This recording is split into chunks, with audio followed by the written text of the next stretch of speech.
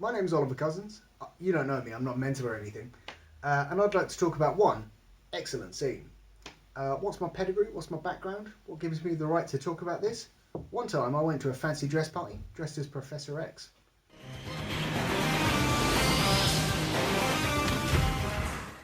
Not just because of the hair, alright? It's because the X-Men are cool, okay? I don't know why anyone didn't understand that.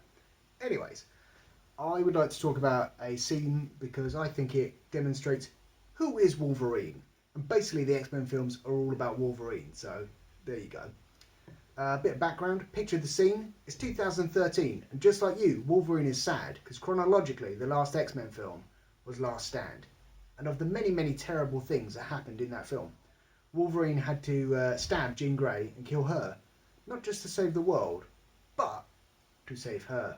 Also, Wolverine really, really fancied her, so it just makes the situation worse. And this has led to Wolverine in his current state. He's very upset. He's pretty much given up on society and life in many ways. And he's living in the wilderness, pretty much literally under a rock. And he seems to spend his days drinking, listening to the radio, and marking his territory. And he hasn't even got that camper van that he had in like X-Men 1. One day, Wolverine is walking along and he sees a bear. And he kind of nods at the bear, and then the bear nods at him, and they go their separate ways to get about their business. They're both busy people. And a little bit later, Wolverine hears commotion. He goes to investigate and he finds the bear has been shot with a poisoned arrow and is dying. And Wolverine has to once again unsheath his claws and put someone out of their misery. And it makes him upset. So that's the background. This is the excellent scene I'd like to talk about. Wolverine walks into a bar. Sounds like the setup for a joke, but it isn't. And he asks the patrons if they were attacked by a grizzly. And one of the dudes, he's like, yeah, I survived a grizzly attack. What of it? And everyone else is rather nervous, because, you know, you would be. Also, it's unclear, because it's mostly close-ups, but the guys are either nervous because Wolverine's a wild-looking dude, or because he is carrying an arrow in his hand that will come into play fairly shortly. Anyways, yeah. So Wolverine says he'd like to buy the hunter who survived the grizzly attack a drink. Side note, he doesn't. He does not buy that guy a drink. And the hunter with the bow, or the crossbow, is like, hey, what's your name? And Wolverine doesn't answer, because Wolverine is mysterious. Instead, Wolverine stabs the arrow that he pulled out of the bear into the guy's hand, because Wolverine is dangerous. Wolverine answers the question, you know, who are you? He says his name is Logan, because at this point, Wolverine the superhero, Wolverine the weapon, Wolverine the legend is dead. He died at the end of Last Stand along with Jean Grey. And you can see the through line in this to Logan, which is also directed by James Mangold. So, you know, it's like they planned it out or anything. So there you go. Anyways, we hear a bit of commotion, and Wolverine kind of punches a dude off screen, basically, and lays him out, and then he glares at the other patrons, and they're all like, you know what, I'm not going to start no trouble. That's because Wolverine is the best at what he does, but what he does is not very nice. Anyways, so Wolverine takes a sip of the hunter's drink, and he asks him, where do you think I found this arrow? And the guy doesn't answer. So Wolverine, being the stubborn fellow that he is, pours some of the guy's whiskey onto the fresh arrow wound in his hand, and repeats the question. So the hunter, as he would, asks Wolverine, where did you find the arrow?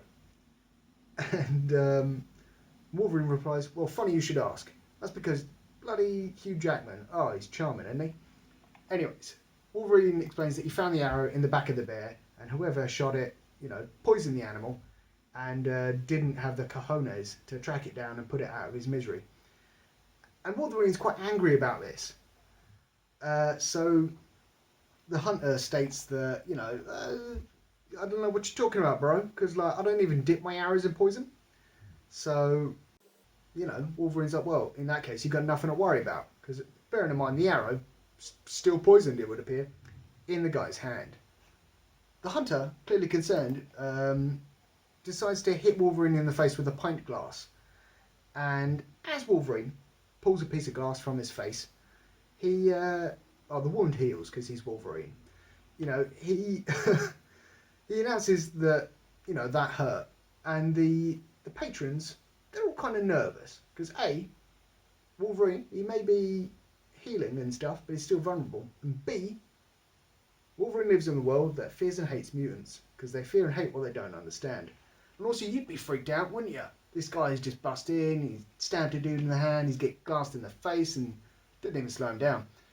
Anyway, Wolverine unsheathes his claws, and he's about to, you know, butcher everyone in there, or at least that one guy, and he apologises to Jean for the bloodshed that's about to ensue.